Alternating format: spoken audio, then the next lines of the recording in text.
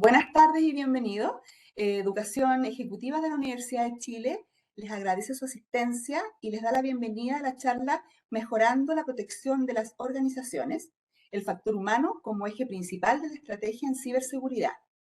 En esta oportunidad nos acompaña el profesor José Antonio Lagos, doctorando en Administración de Negocios de la Universidad de Chile, certificado en Ciberseguridad y Transformación Digital del MIT, máster en Tecnologías y Gestión de la Universidad Católica de Chile, máster en Ciberseguridad OBS Business School y docente del Diplomado en Ciberseguridad.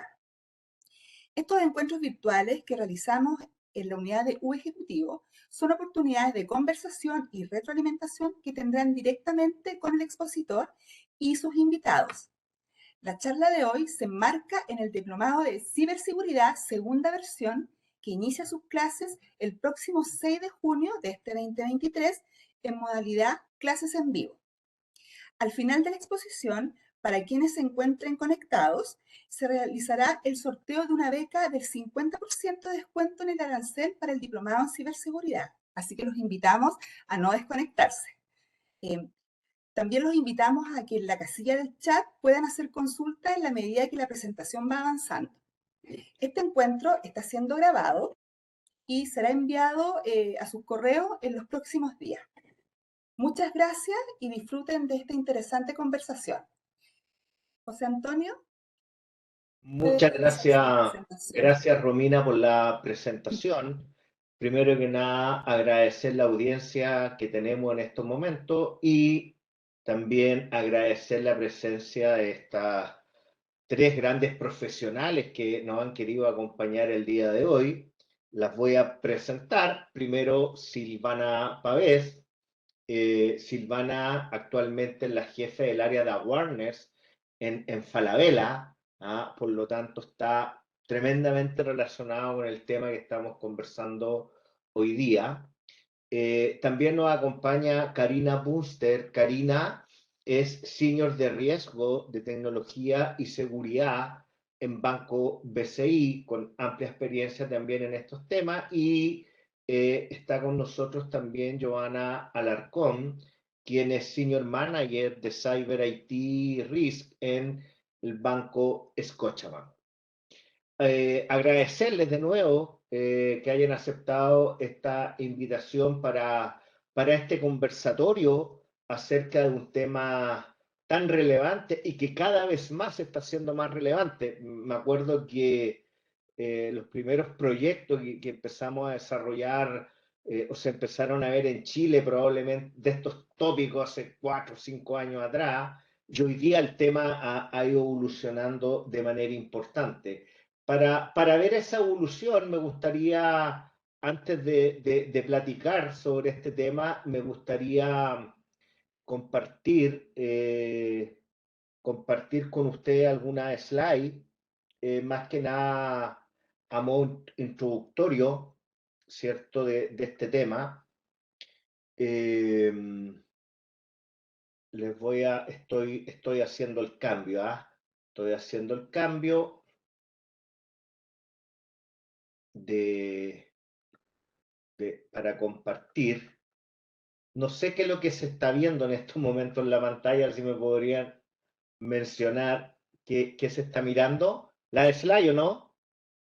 Sí, ahí está. Ya se ve la slide. Perfecto, muchas gracias. Bien, de nuevo darle la bienvenida a todos, mejorando la protección de las organizaciones.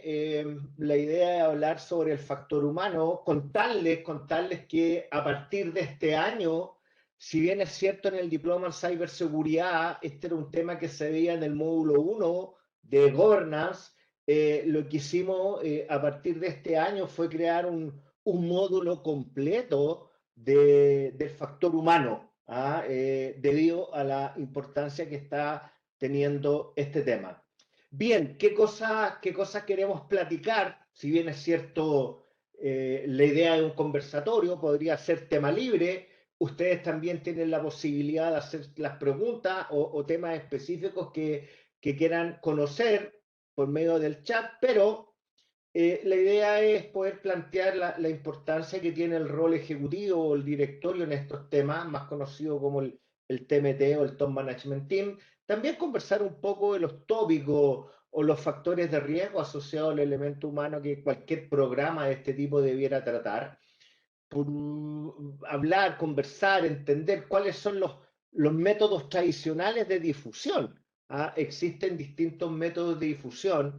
Generalmente uno empieza trabajando con algunos métodos, pero después empieza a cambiar, ¿cierto? Porque se produce el fenómeno de habituación por parte de los colaboradores con respecto a ciertos métodos. Conversar un poco de métricas, conversar de los desafíos que tiene el ir mejorando la cultura de ciberseguridad, los nuevos riesgos emergentes, probablemente los factores que uno trabaja hoy día son muy distintos a los que podría trabajar hace 3 años atrás, aun cuando podrían haber algunos que se mantienen en el tiempo. Y por último, hablar un poco acerca de los famosos ejercicios de ethical phishing como un elemento para evaluar el comportamiento. ¿Por qué entendemos, por qué quisimos hacer un conversatorio de este tema? Bueno, porque creemos que la cultura es relevante e importante, y tal como lo decía Peter Drucker, un gran doctor en management, la cultura se come la estrategia para el desayuno. ¿Ah? Y esto, en otras palabras, muchas estrategias fracasan porque la cultura de la organización no está preparada. Por lo tanto, uno podría hacer algún tipo de correlación o de hipótesis en relación a esta frase, y eso implica que probablemente puedo tener una muy buena estrategia de ciberseguridad, pero la empresa puede ser hackeada porque su cultura no es la adecuada, ¿cierto? Hay un informe que emite todos los años SANS, este instituto americano, que es muy conocido por todos los cursos que da y también por la investigación que hace. Y estos gráficos, vamos a ver 2 o 3 gráficos del informe de SANS del año 2022, es decir, del año pasado, donde habla de los top cambios en lo que es la gestión de los programas de awareness, ¿ya? ¿Y cuáles son las cosas importantes ya que han ido sucediendo en el tiempo? Este es un informe que probablemente uno tiene una historia de 5 años de que se está emitiendo este informe. Lo que está pasando, de acuerdo al último estudio, es que se está limitando el tiempo de entrenamiento. ¿Ya? Ese es un fenómeno que está ocurriendo en las organizaciones. Probablemente esto se debe a que en realidad existe mucho entrenamiento, mucha capacitación de distintos tópicos, ¿cierto? A veces uno tiene que capacitar en temas de riesgo operacional, en temas de compliance, ¿cierto? En el modelo de prevención de delitos, más el tema de ciberseguridad, más el tema de fraude, y al final las organizaciones tienen que empezar a limitar el tiempo. Entonces, ese es un fenómeno que está ocurriendo, siendo un factor que se menciona en este estudio.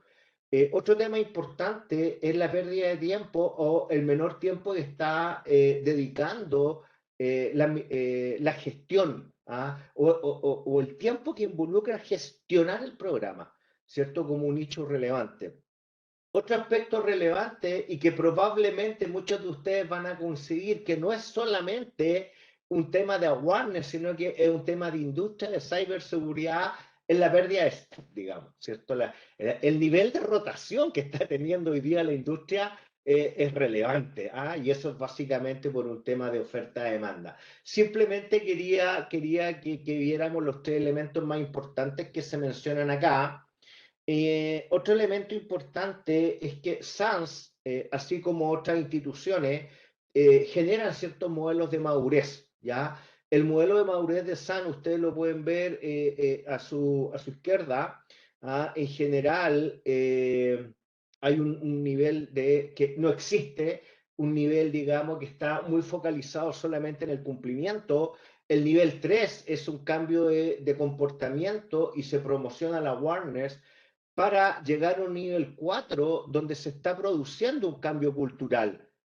Y por último, el nivel 5 habla de métricas. En general, del estudio del año 2022, en todas las empresas que participaron, ¿cierto?, en este informe, claramente podemos ver acá que la mayoría de las organizaciones se encuentra en un nivel de promocionar el awareness y el cambio de comportamiento.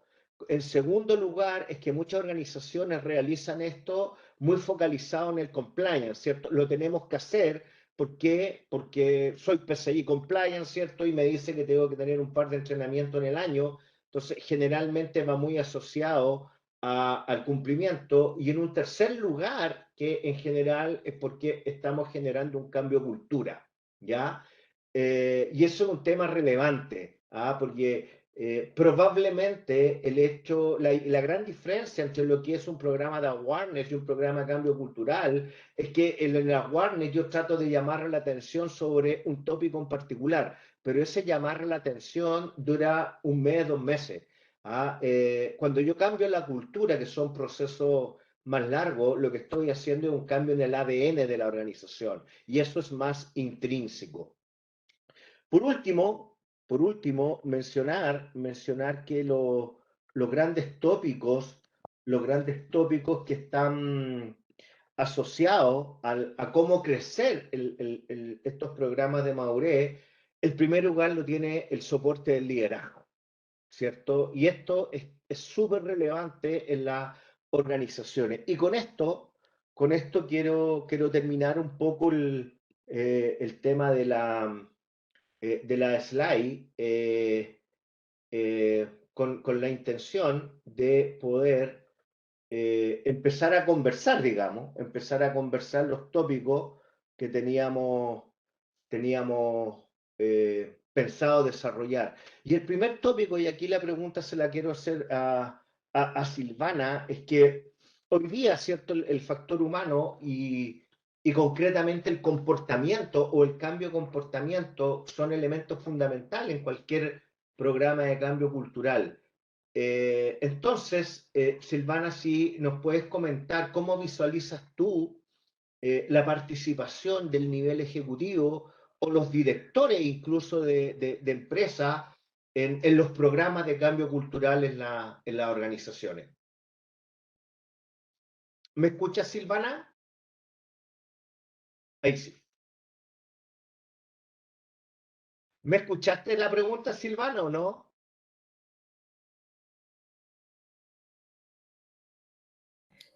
Perdón, me desconecté justo, pero entré de nuevo. Perfecto. Mira, si quieres te repito la pregunta, Silvana, entendiendo Por que hoy día, favor. ¿cierto? El factor humano y sobre todo el cambio de comportamiento es algo crítico en los programas de cambio cultural. ¿Cómo visualizas tú la participación que debieran tener el nivel ejecutivo y probablemente los directores de compañía en este tipo de programas? Ya. Bueno, perdón por la desconexión, cosas que No, no pasan te desde la preocupes. casa. Muchas gracias también por la invitación, José, a la universidad. Eh, Mira, respecto a la pregunta, yo creo que básicamente todos sabemos que el rol de los directores y los gerentes de primera línea se centra en definir la estrategia empresarial, tomar decisiones importantes, ¿cierto? Dirigir los recursos y maximizar el valor de la organización. Eso es lo principal.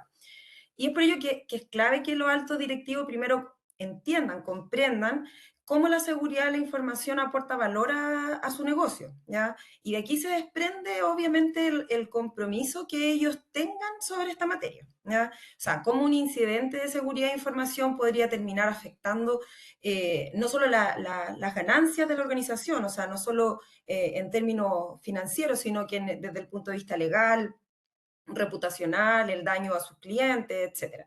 Por lo tanto, yo creo que una vez que ellos han internalizado esto, donde nosotros tenemos un rol importante en ello, recién ahí cobra mayor relevancia el que ellos estén presentes y sean parte de esta cultura en seguridad de información. Que yo creo que ha sido un proceso que se ha ido trabajando, sobre todo en los últimos años, con los incidentes que se han visto que han afectado a grandes empresas, ¿cierto? Entonces, Yo creo que la alta dirección sobre todo cumple un papel clave aquí en la concientización y sensibilización de sus colaboradores, sabiendo que más allá de las barreras tecnológicas que logre implementar su equipo técnico, comprende hoy en día que son sus propios colaboradores los que son el principal factor de ataque, ¿cierto? Y lo que esto podría conllevar. Entonces, está en sus manos hoy día no solo el promover y facilitar las herramientas técnicas, sino que también ser ejemplo de buenas prácticas, ¿ya? De manera que toda su organización, en el fondo, adhiera a estas buenas prácticas y se logre lo que todos esperamos, que es cultura en términos de seguridad de información, po. Entonces, el liderazgo, el compromiso y la responsabilidad de ello es fundamental. Yo así lo veo. Gracias, Silvana. Solo destacar dos elementos que mencionaste que me parecen relevantes. El colaborador como factor de ataque, ¿cierto? Yo creo que muchas veces escuchamos el ser humano, el firewall humano, el ser humano, el personaje más débil de la cadena, pero al final, en realidad lo que tenemos que entender es que aquí los colaboradores son el objetivo del ataque, punto. ¿Ah? Por ahí va a entrar, digamos. ¿Ah? Y eso es fundamental. Y otro elemento que yo creo que es importante destacar es que los ejecutivos tienen que ser el ejemplo, ¿cierto? Porque esto es el ser y parecer. ¿Ah? Y esa, la imagen que puede transmitir un director o un ejecutivo importante de una compañía en su relación con el programa es fundamental para que el resto de la compañía se movilice de alguna u otra manera. Joana, en tu experiencia,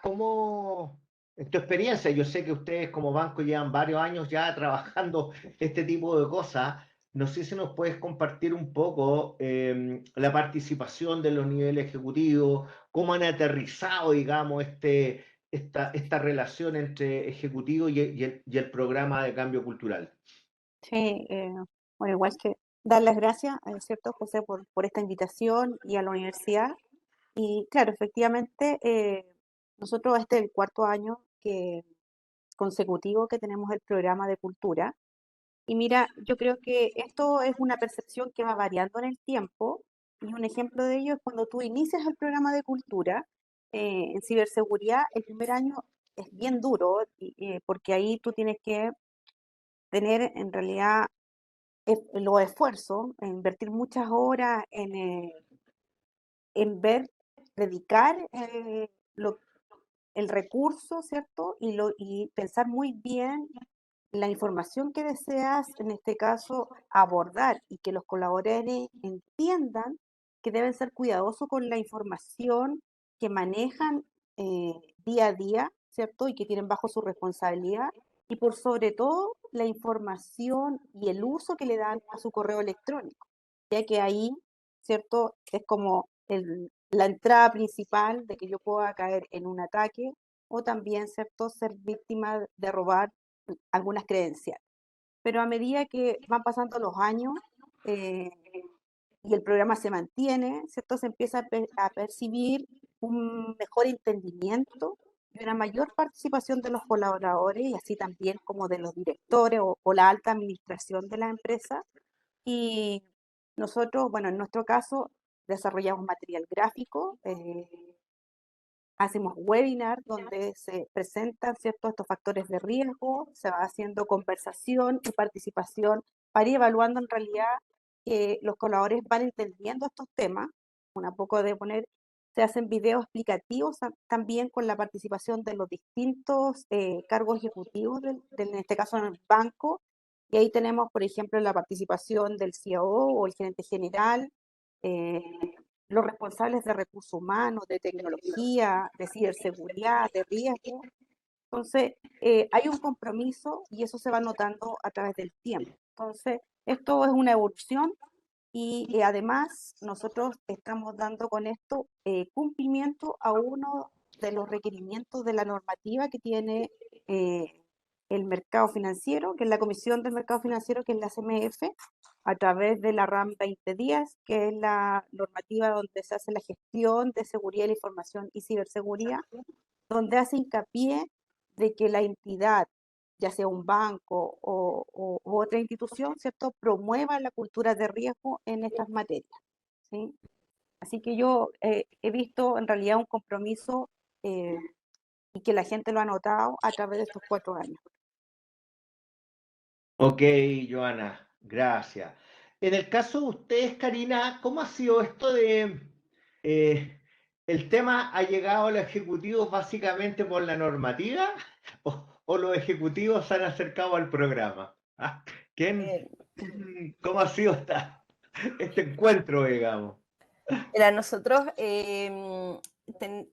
contamos con un programa de cultura en ciberseguridad hace bastante años también, igual como comentaban, y el programa nació más bien de la necesidad de la mitigación de riesgo, ¿ya?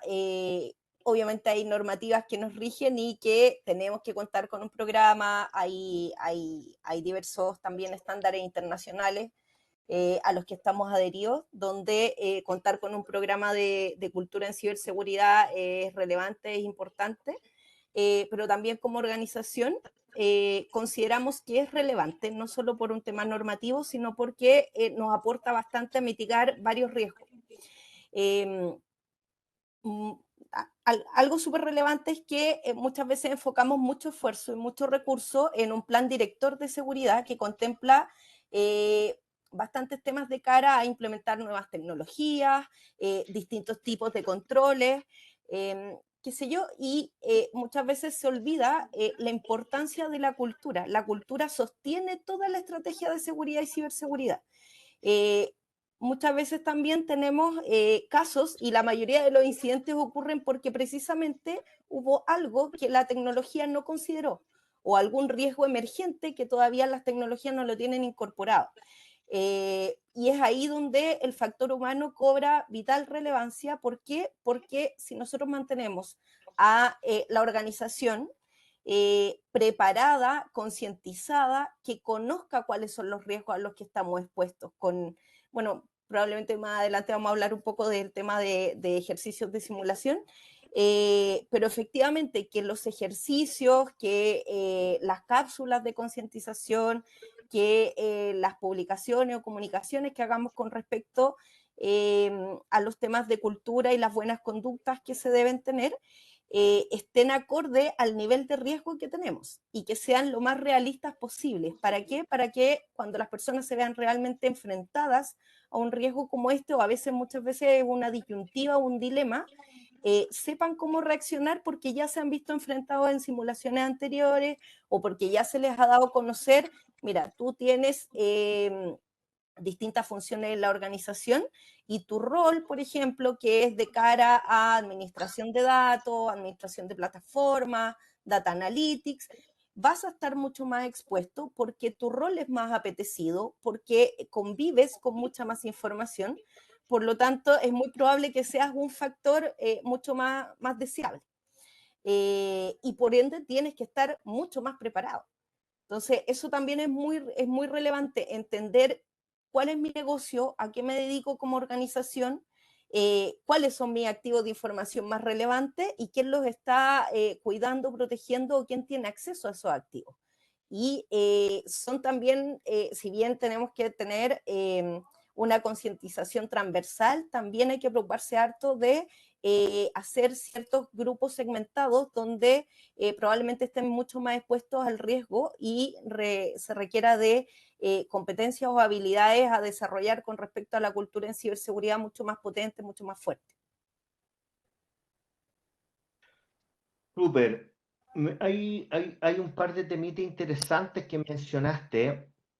El primero, el nivel de exposición, digamos. O sea, claramente, mientras la intensidad de un programa de cambio cultural sea más fuerte, probablemente mi nivel de exposición va a bajar. ¿Ah? Eso debiera ser así por lógica, digamos.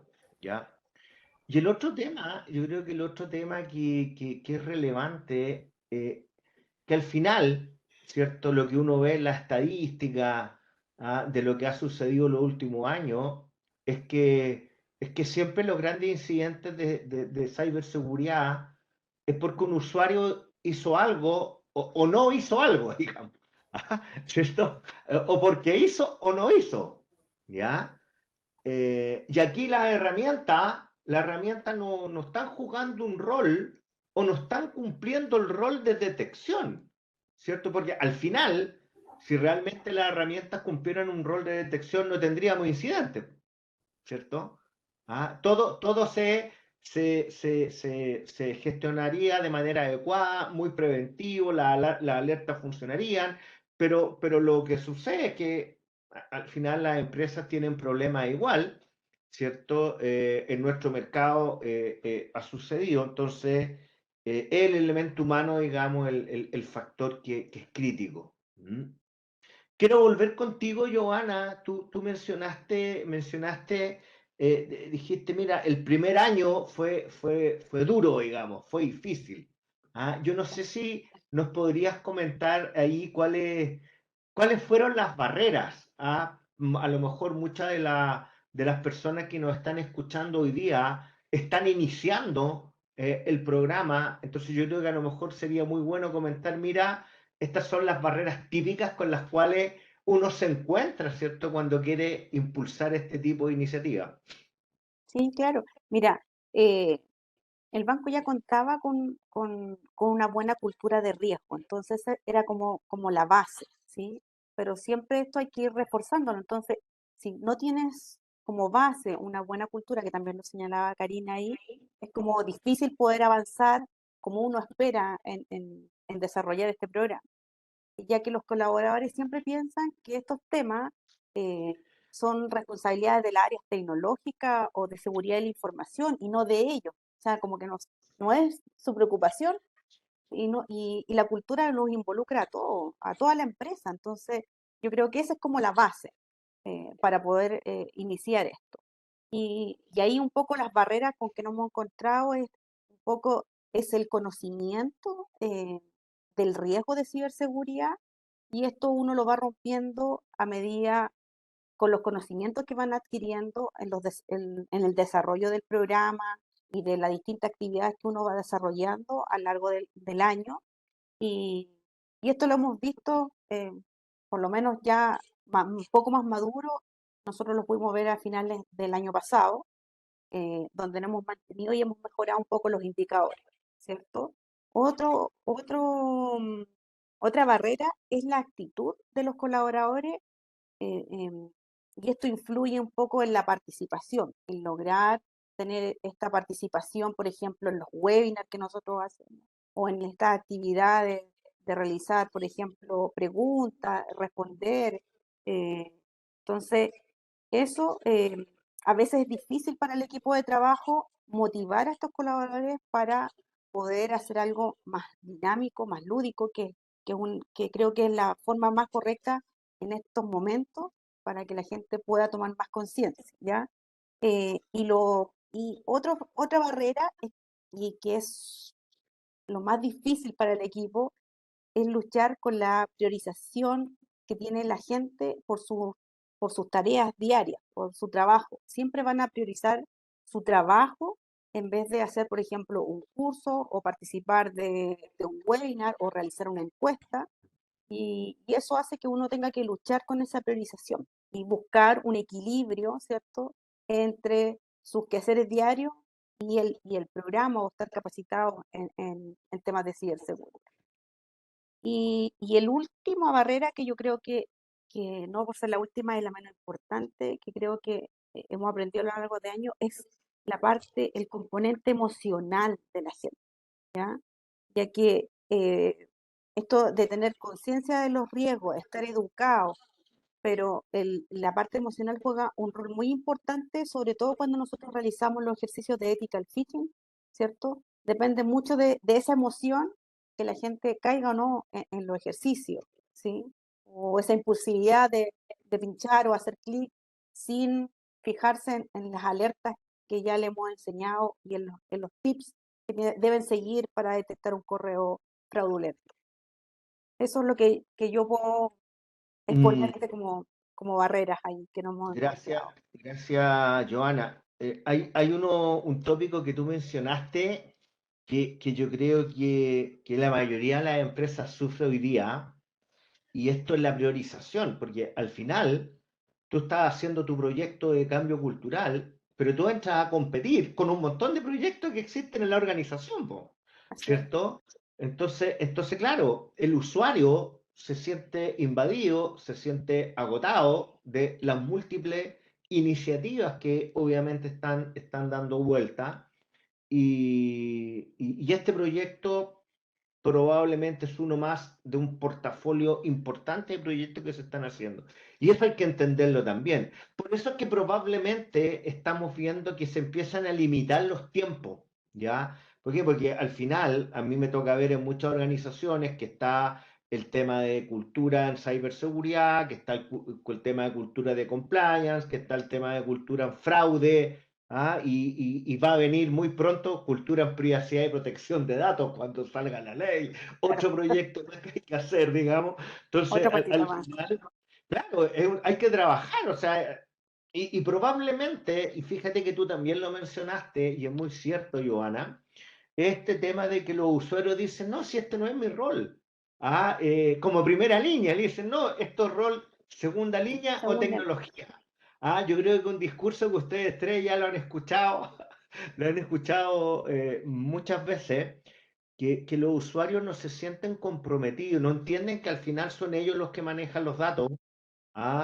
Y eso obviamente amerita, digamos, que muchos de los controles los tienen que hacer ellos. Entonces son fenómenos que hay que trabajar. Por último, este tema emocional que tú mencionaste, es súper importante. Fíjate, estaba leyendo un estudio hace unos 4 meses atrás. Se hizo un estudio, fíjate, de qué es lo que sentían los colaboradores cuando eran víctimas de phishing. O sea, claro, porque imagínate, yo trabajo en un banco, ¿cierto? Y de repente soy víctima de un phishing, me llama el gerente de la unidad de negocio, me dice, oye, está ahí en el reporte. Dice, bueno, ¿cuál es la emoción que hay detrás? ¿Ya? Bueno, este estudio en el fondo trataba de reflejar, hay mucha gente que se siente obviamente muy mal, ¿cierto? Y trata de, con una mentalidad positiva, ¿cierto? Del punto de vista de tomar el curso de nuevo, ¿cierto? Preocuparse más de las cosas, pero también está la gente que esto lo toma súper mal, ¿ya? Y empieza a tener una relación de odio con la gente del programa de ciberseguridad, ¿cierto? Y una relación súper negativa. Entonces, en la práctica y a modo de conclusión del estudio, hay gente que se va a preocupar, pero también hay un montón de gente que va a empezar a tener una relación de odio con el programa por hecho de haber sido víctima. Y lo que quiere hacer es boicotear el programa. Entonces, hay que tener mucho cuidado con las emociones que se están generando hoy día, sobre todo dependiendo de cómo se administra la lista de las personas que son víctimas de estos ejercicios, que ya vamos a conversar sobre esto. Importante tópico el tema de las emociones. En el caso de José, usted, sí, por José, si me, favor, si me permites complementar sí, encantado. respecto a lo que estaban comentando, también creo que hay una barrera que yo he visto importante y que lo hemos conversado quizás otras veces, el llamado sesgo cognitivo del optimismo, ¿ya? Que la gente cree que a ellos no les va a pasar, ¿ya? Y yo creo que cuando en estos programas somos capaces de transmitir que no solamente las consecuencias aquí aplican a la organización, porque puede que alguien no se sienta tan interesado en que la organización sufra alguna pérdida, esto también afecta a nosotros, o sea, a la persona, ¿ya? Y creo que ampliar esa mirada desde el punto de vista de la awareness, no solamente centrando en que lo tienes que hacer porque la organización lo necesita o porque pones en riesgo la organización, hay que tener una mirada más amplia para mostrarle al colaborador que ese sesgo de ser tan optimista y pensar que a mí nunca me va a pasar, no es tan así, ¿ya? Y eso es también una barrera en los procesos de awareness. Muchas Sí, gracias por tu... ahí un poco, José, depende de la mirada, porque cuando a la persona le pasa algo en la vida real, porque puede ser también que no le pase directamente a él, le pase a un familiar, y ahí recién tú lo ves desde otra perspectiva. Mientras no te pase a ti, tú no tú lo ves así como, sí, mira, el banco se preocupa de esto, pero la educación no es solamente para dentro de la institución, sino que también en tu vida personal y que le afecta también al resto de tu entorno. Entonces, mientras no te pase, tú lo tomas como light, pero cuando ya tú tienes a alguien muy cercano o te pasa a ti, la perspectiva es desde otra mirada. Ese es como De todas maneras, ahí el concepto técnico es la distancia psicológica del fenómeno. O sea, si me dicen en que mi tío abuelo, ¿cierto? Que ni siquiera conozco, fue víctima de phishing, no me interesa, pero cuando es mi polola, cuando es mi señora, es distinto, uno le da otra relevancia y se empieza a dar cuenta que en realidad es real. Probablemente eso le pasa a muchas empresas, ¿cierto? Que decían, mira, esto a nosotros nunca nos va a pasar, y resulta que nos pasó, digamos, ¿cierto? Siendo un país a lo mejor tan pequeño, uno nunca pensaba que nosotros íbamos a estar o ser foco de bandas de cybercriminales que iban a utilizar este tipo de técnicas para robar dinero. Bien, Karina, en relación hemos conversado un poco de que necesitamos mejorar, ¿cierto?, los comportamientos, porque al final, cuando nosotros mejoramos un comportamiento, mejoramos la cultura.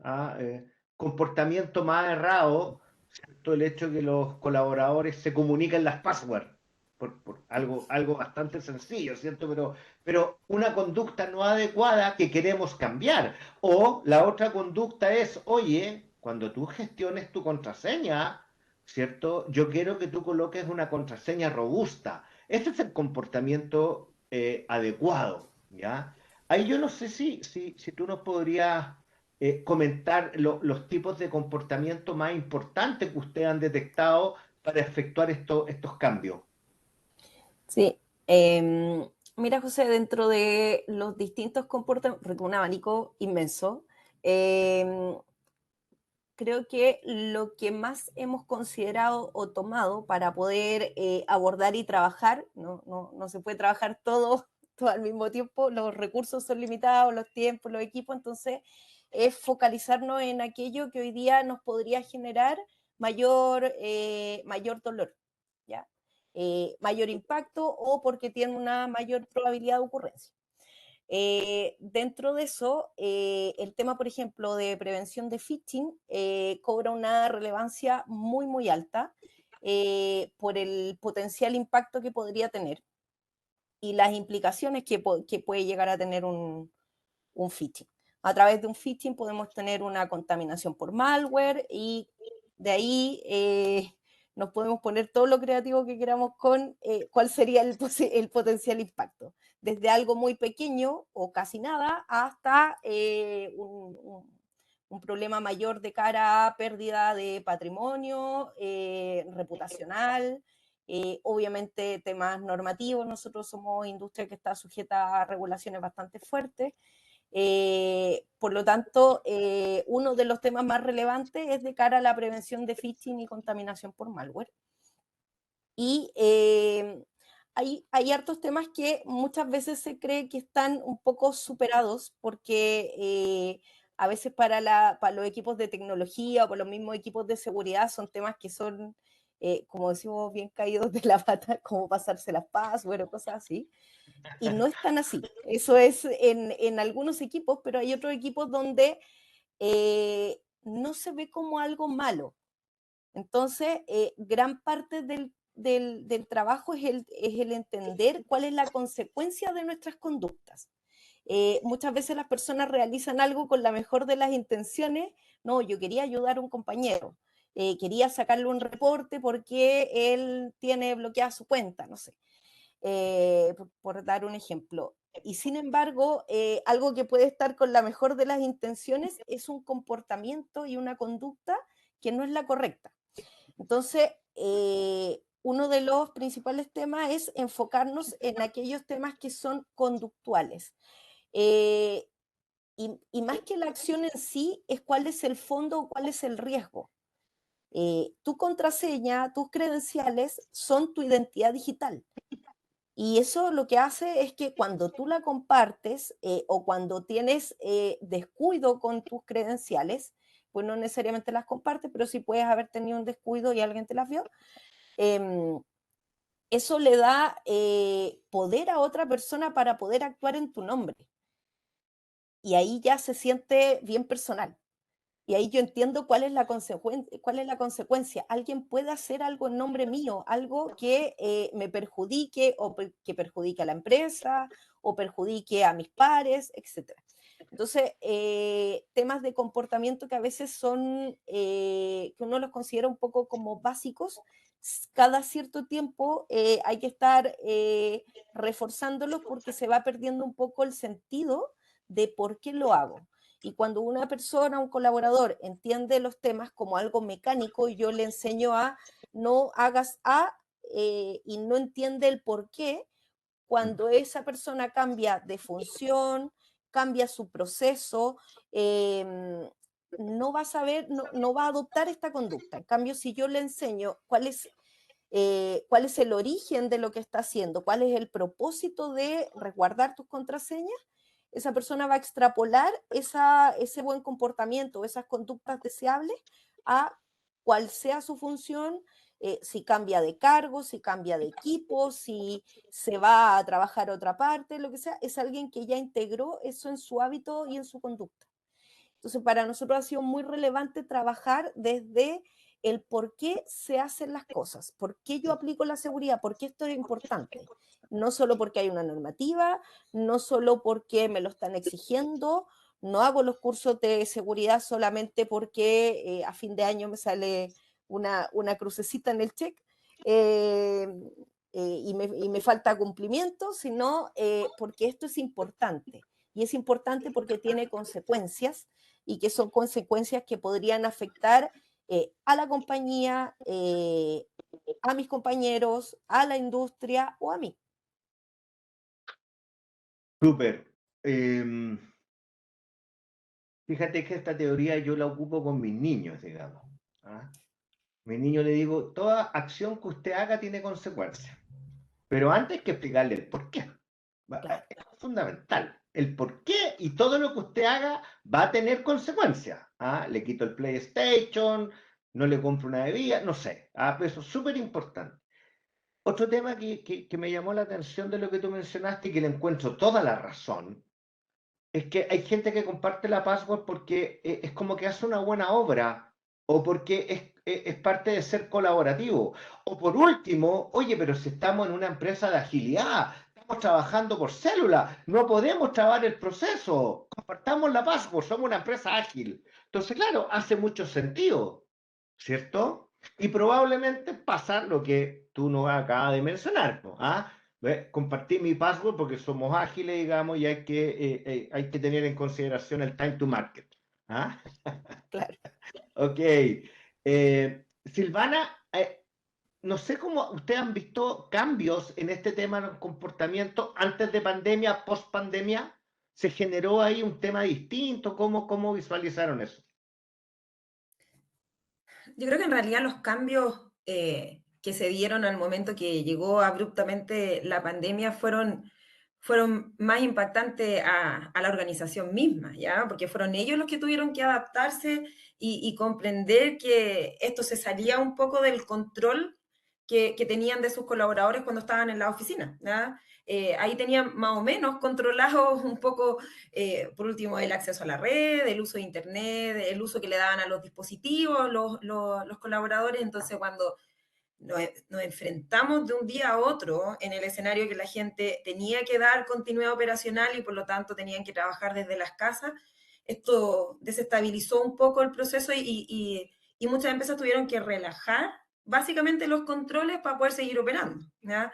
Entonces, ¿qué pasó en el camino? Que lo que yo al menos fui viendo es que empezaron de a poco, sobre todo aquellas empresas que no tenían un plan de teletrabajo muy estructurado, que yo creo que nadie lo tenía, la verdad, tan definido en ese momento, empezaron a buscar cómo empezar a controlar de a poco, ¿ya? Por ejemplo, el uso de las redes Wi-Fi para poder fomentar el uso de la VPN, sabiendo de que las personas iban a estar trabajando desde la casa probablemente con su Wi-Fi, ¿ya? No una red corporativa, entonces fomentar el uso de la VPN fue algo que en el inicio de la pandemia, al menos en Falabella, fue algo que masivamente se trabajó, ¿ya? Para que todo el mundo pudiera trabajar usando VPN, ¿ya? El uso correcto de los dispositivos, yo creo que ahí todos, básicamente todos nos vimos envueltos en que hicimos lo que pudimos, ¿ya? Y prácticamente todo el mundo le pasó el computador a sus hijos para que entraran a clases online, o qué sé yo, para comprar el supermercado. Entonces, se empezaron a hacer cosas que antes no se hacían, ¿ya? Y el control, además, lo tenía el colaborador, ¿ya? O sea, éramos nosotros mismos los que teníamos que empezar a resguardar eso, tener conciencia, y ahí venía un trabajo súper importante desde las organizaciones para lograr que sus colaboradores comprendieran lo importante que era que en estas circunstancias, sobre todo, tuvieran cuidado. Además había un factor que yo creo que hoy día está cobrando más relevancia, o quizás hoy día nos hemos dado más cuenta, y es que cuando los colaboradores están en un ambiente más contenido y están en la empresa misma trabajando, las distracciones son menores desde el punto de vista del riesgo de phishing, por ejemplo, ¿ya?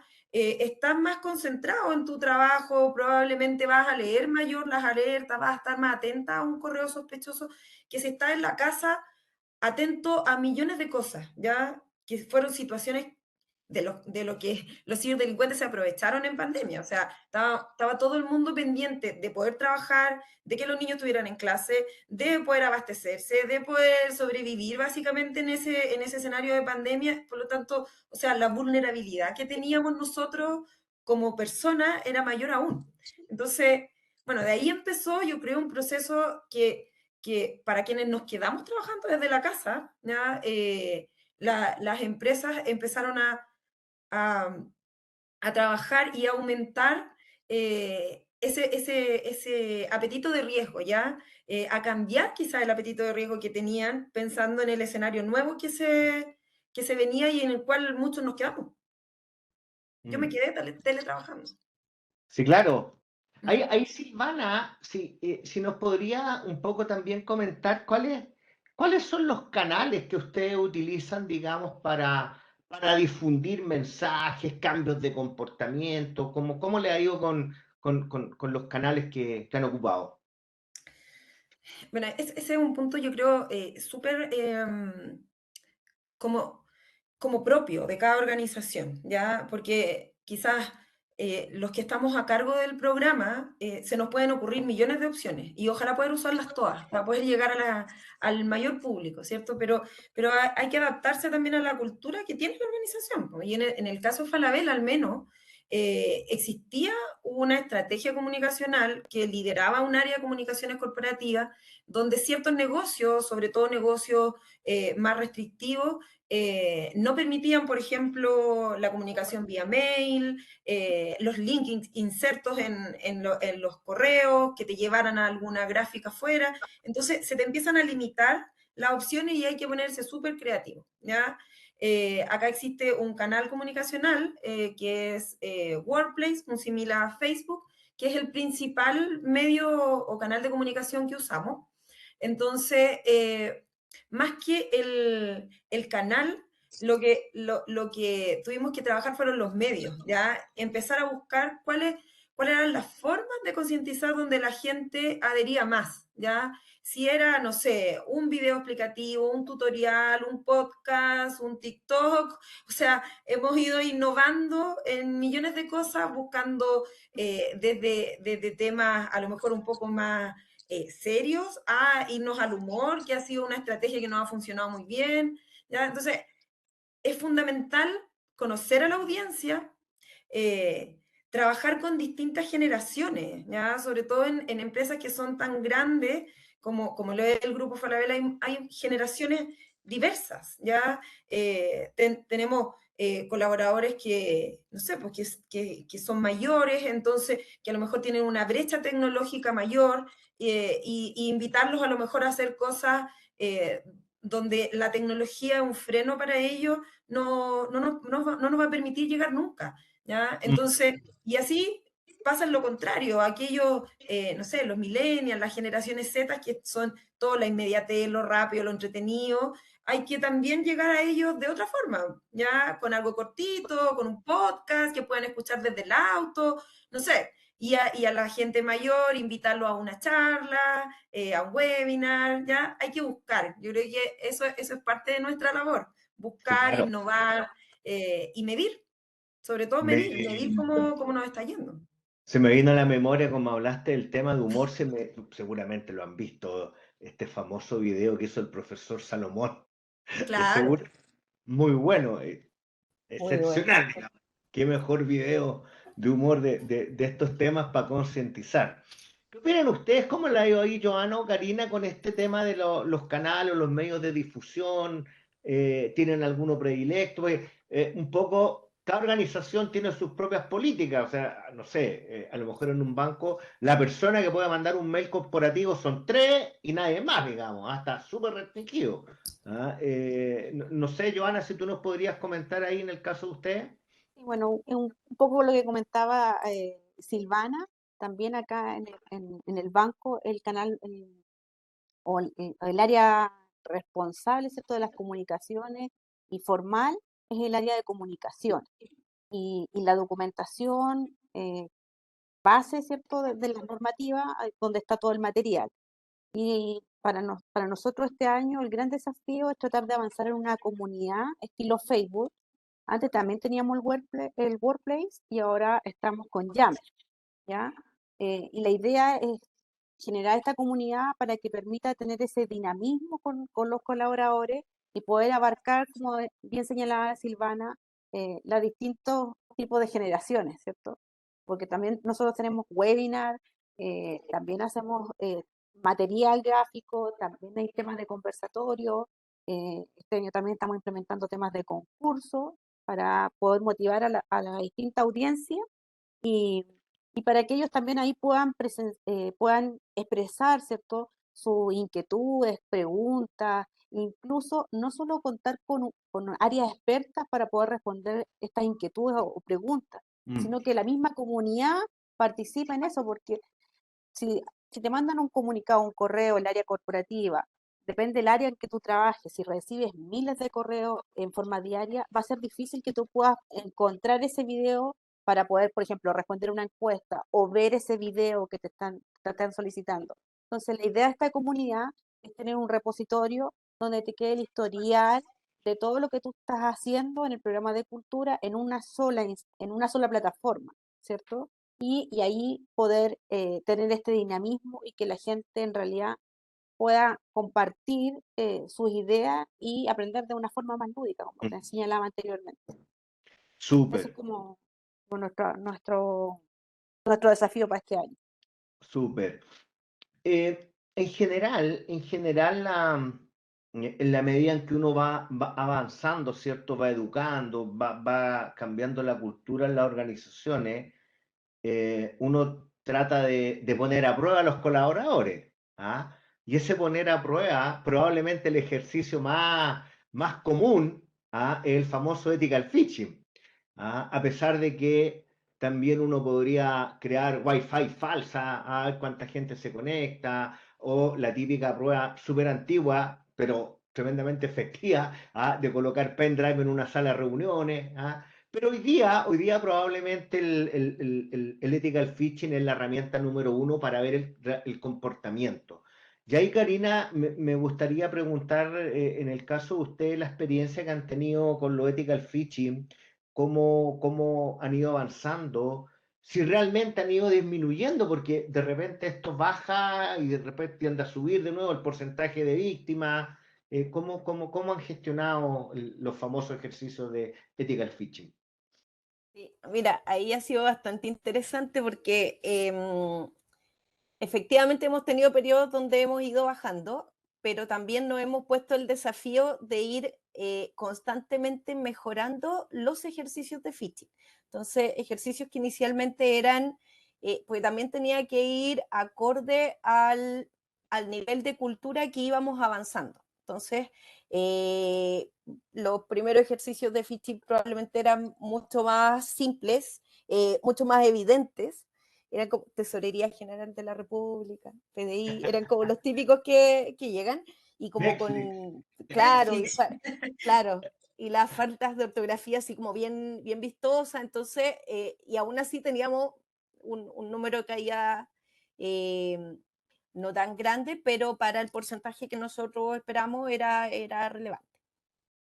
Y se fue trabajando sobre eso, identificando cuáles eran los mayores puntos de caída, por qué la gente había caído. Y empezar a ir el trasfondo. Había el mismo equipo que generaba los ejercicios, porque hay un equipo técnico que ejecuta el ejercicio, pero también el análisis que se hace antes y después de un ejercicio es súper relevante. Entonces, ¿qué es lo que vamos a medir?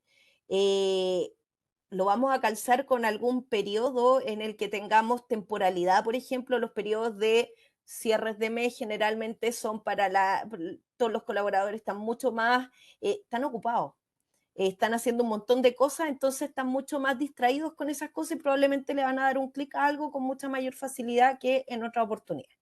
Entonces, considerar las temporalidades, algunas épocas donde es más fácil poder caer, sobre todo marzo, que permisos de circulación, temas de colegio, seguro, un montón de cosas que se mueven mucho en ese periodo, los temas de compras para Navidad, Black Friday, etc.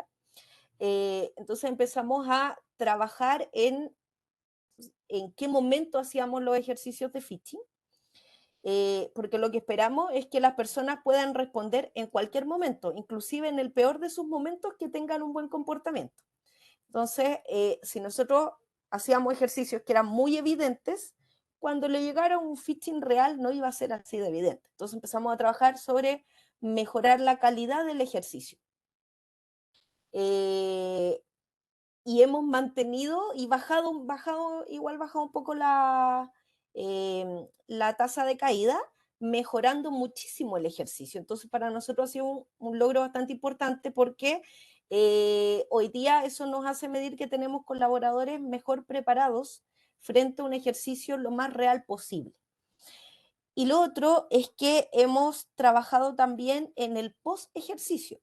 Muchas veces sacamos la taza, ya listo, no fue así, y ¿qué hacemos? ¿Seguimos haciendo lo mismo? ¿Cómo lo abordamos? ¿Cómo abordamos a esos colaboradores que cayeron en el ejercicio? Y un tema que comentaban hace un rato sobre cómo se siente la persona después de caer en un ejercicio de phishing. Es muy relevante que esto sea un tema educativo, y que no se entienda como una persecución o qué sé yo. Entonces, esa lista de las personas que cayeron en el ejercicio es muy confidencial y solamente No sirve se para puede. poder. Es bien acotado el universo de personas que puede ver. Solamente para efectos de poder generar acciones posteriores. Y esas acciones posteriores tienen que ir en concordancia también de entender eh, cuáles fueron los grupos que más cayeron en el ejercicio, porque a veces no es toda la organización la que cae de forma pareja, sino que hay un grupo que a lo mejor estaba más susceptible a ese tipo de ejercicio. Y, ver qué acciones vas a tomar, no solamente de forma transversal, sino también con ese grupo en particular, para que lo entiendan como algo que les aporta a poder desempeñar mejor sus funciones. Parte de la función de cualquier colaborador, y nosotros así lo tenemos entendido, es trabajar de forma segura, independiente cuál sea el rol o función que tú cumplas. La seguridad es un per se, es un desde. Por lo tanto, para cada persona, mejorar sus conductas en seguridad y ciberseguridad está percibido como una mejora en cómo realizan su trabajo. Eso costó años y muchos años.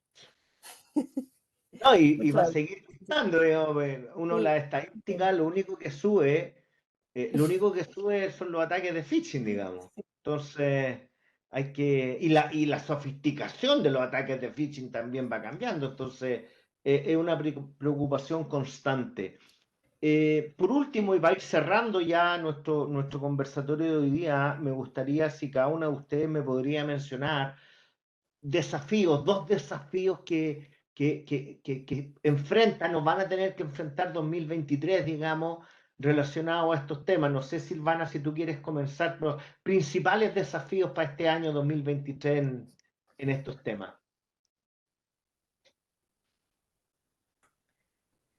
Disminuir las víctimas de Eso mismo phishing. iba a decir, disminuir la tasa de victimización. Yo creo que Lo que el pasa, phishing lo que pasa es que al final, a ver, aquí estamos hablando de empresas, más de 5.000 personas, ninguna de las tres tiene menos de 5.000 personas.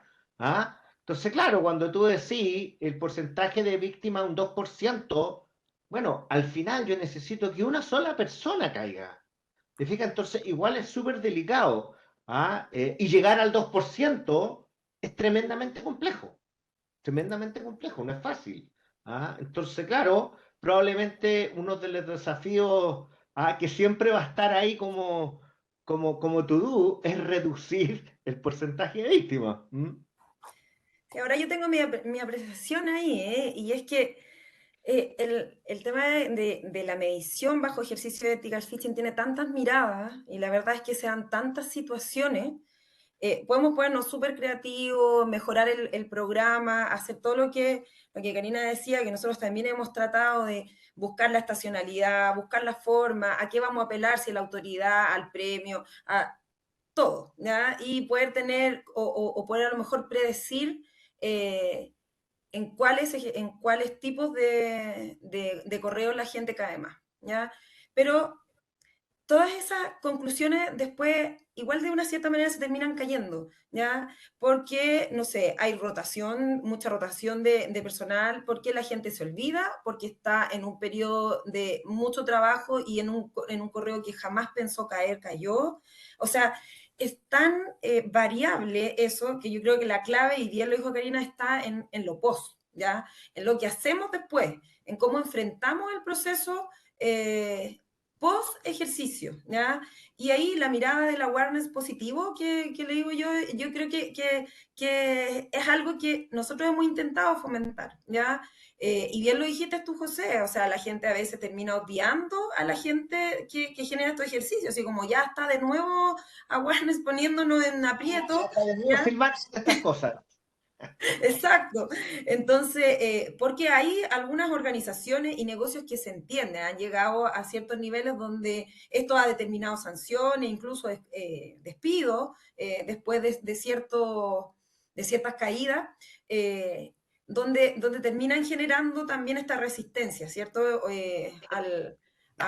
Al awareness, ¿ya? Por lo tanto, nosotros lo que hacemos, por ejemplo, que algo que nos funciona muy bien es felicitar a los que reportan y lo felicitamos en grande, o sea, casi con fotos en Workplace, nombrándolos, etiquetándolos, que ha sido súper bienvenido, la gente le da mucho like, se siente orgulloso, y no irnos solo por obligarlos a capacitarse o acusarlos con el jefe, ¿ya? De porque volvió a caer, sino que también trabajar este lado emocional que tiene este proceso, porque trabajamos con personas, para personas. Entonces, eso va a ser un desafío constante, ¿ya? La motivación y hacer awareness desde el punto de vista positivo.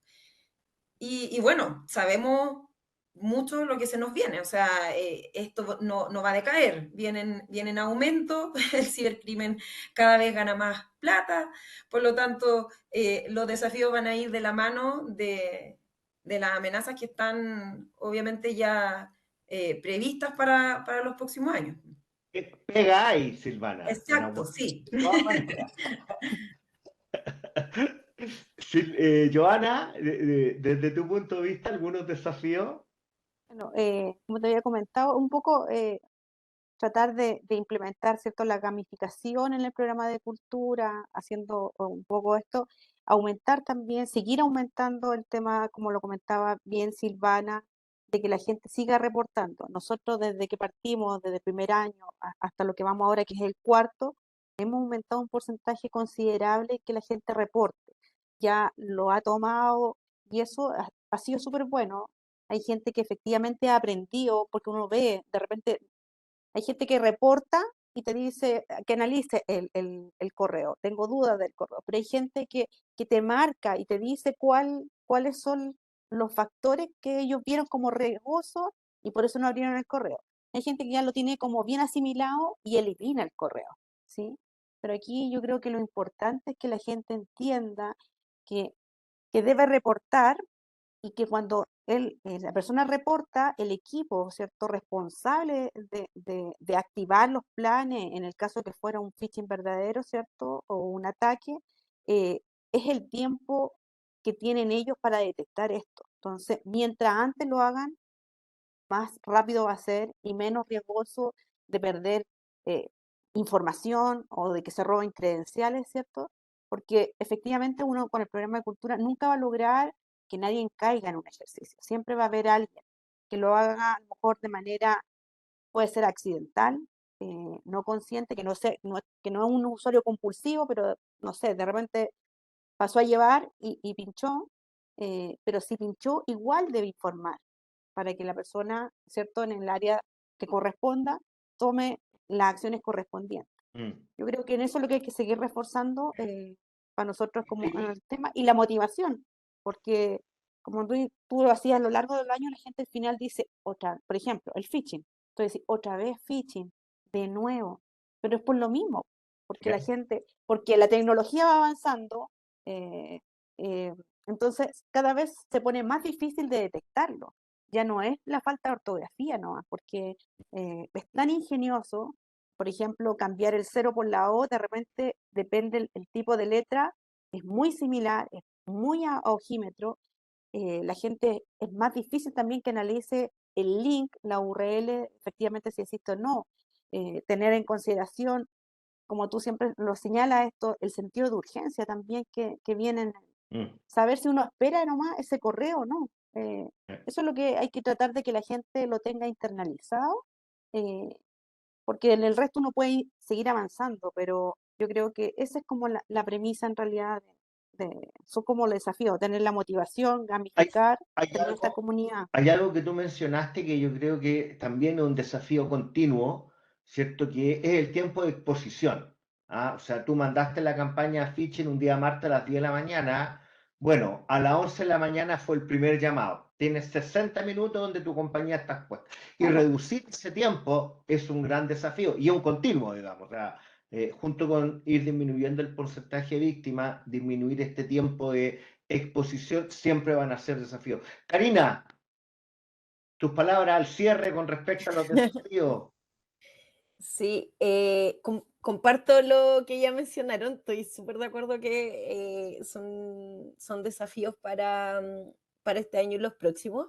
Y creo que otro gran desafío es, muchas veces los programas de cultura en ciberseguridad están apalancados en los equipos de seguridad y a lo más tecnología.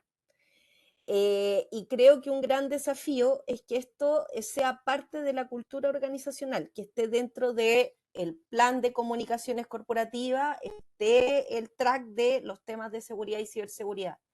Los equipos que son de capacitación o de formación lo tengan integrado como parte del servicio que tienen que dar a toda la organización y que esos esfuerzos sean corporativos y no solamente de los equipos de seguridad, que los equipos de seguridad efectivamente son quienes van a generar los lineamientos, que son los que se deben reforzar, cuáles son los focos y qué sé yo, pero el esfuerzo de empujar estos planes tiene que ser a nivel corporativo. Y ahí creo que nos volvemos a lo primero que habíamos conversado, es muy importante el rol del directorio y de la alta dirección en general de las organizaciones, porque eso es lo que va a hacer que esto se integre como parte de la cultura organizacional y tenga el punch y el empuje que necesita y vaya permeando a toda la organización. Bueno, en el momento en que el gerente de recursos humanos de la empresa sea responsable del programa, podemos hablar de que realmente la cultura ha mejorado, digamos. ¿Ah? Independientemente que haya un comité donde esté la gente de seguridad, gente de riesgo, pero aquí el responsable es el gerente de recursos humanos La cultura es del gerente de recursos humanos, independientemente del apellido de la cultura, digamos. ¿Ah? Bien, chicas, oye, agradecerle, encantado de haber compartido con ustedes esta hora, súper gratificante, súper entretenida la conversación. Esto es parte, digamos, de lo que tratamos en el diploma en ciberseguridad. Tenemos un módulo completo de factor humano, conversamos de cultura, conversamos de todas las cosas que hemos hablado acá y también este año hemos incorporado un modelo predictivo para poder determinar el grado de riesgo que tienen las personas de ser víctimas de phishing. Así que el diploma está muy entretenido, los invito a la audiencia, digamos, a poder participar e inscribirse. Romy, te dejo un poco la conducción, ¿no? El cierre. Sí, claro. Bueno, antes que todo, agradecer el tiempo de cada uno de ustedes, una charla muy interesante, sobre todo para aquellos que trabajan en este tema. Muchas gracias y buenas noches a todos. Fea, gracias por todo, un abrazo. Gracias, que estén Chao, bien. chao, Gracias, Romy. Buena chao. tarde. Chao, que Chao. estén bien, un gusto compartir con Bien. ustedes. Hasta luego. Igual. Chao. Chao.